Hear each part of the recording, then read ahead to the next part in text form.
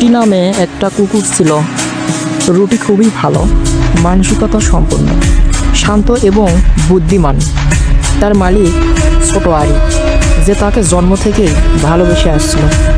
প্রতিদিন আরিফ স্কুল থেকে ফিরে আসলে রুটি তাকে গিয়ে বাঁচাতো, লেজ দিলে সুখে আনন্দে হাসি। একদিন আরিফ অসুস্থ হয়ে হাসপাতালে ভর্তি হলো। রুটি বাইরে বসে অপেক্ষা করছিল। ঘন্টার পর ঘন্টা কেটে গেল, কিন্তু আরিফ বের হলো না।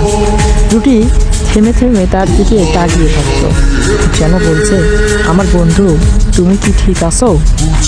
কয়েকদিন পর আরিফ মারা গেল। রুটি হাসপাতালের সামনে বসে থাকলো, আর কেউ তার পাশে গেল না। খাবার দেওয়া হলো, তবু তার চোখে দুঃখে অশ্রু শুকায় না। রাত হয়ে গেল, সে আরিফের ফাঁকা ঘরে গিয়ে তার বিছানার পাশে শুয়ে পড়ত, যেন এখনও তার মালিক তার সাথে আছে।